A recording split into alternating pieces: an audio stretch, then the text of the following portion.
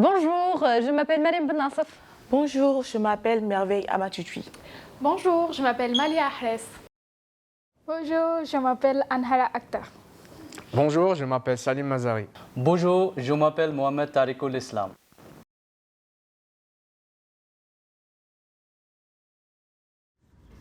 Le harcèlement sexuel au sein du milieu professionnel est un enjeu alarmant qui menace le bien-être des individus et l'intégrité des lieux de travail. Il transcode des barrières de l'âge, du sexe, de la profession et du statut social, touchant un grand nombre des personnes et laissant des séquelles profondes. Aujourd'hui, c'est un phénomène qui viole les principes fondamentaux d'égalité, de respect et de dignité humaine au sein de l'environnement de travail.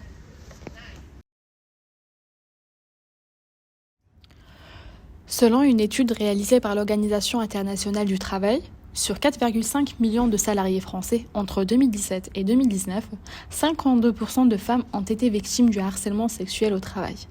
Pour les hommes, le chiffre s'élève à 27%.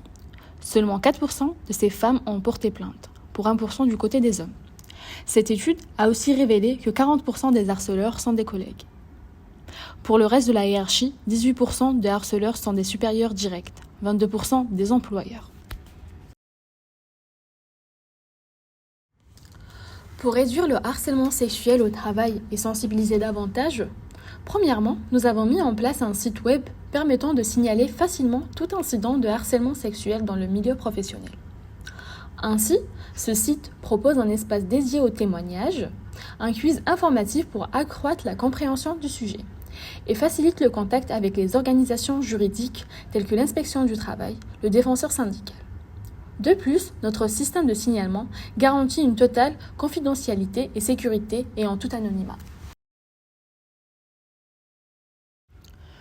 Notre plateforme vise les entreprises offrant une solution efficace pour promouvoir un environnement professionnel sûr et respectueux.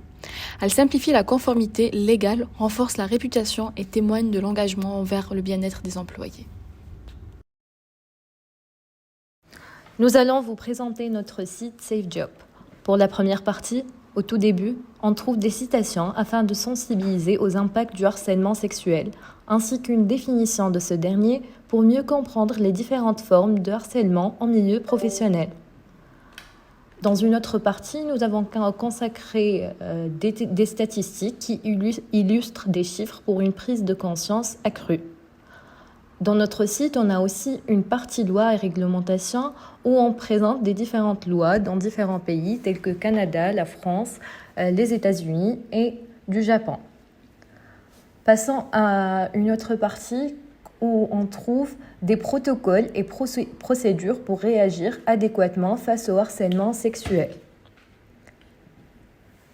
Nous avons aussi consacré une partie pour soutenir les victimes où ils peuvent signaler anonymement. C'est une plateforme sécurisée permettant aux victimes de signaler les incidents en toute confidentialité.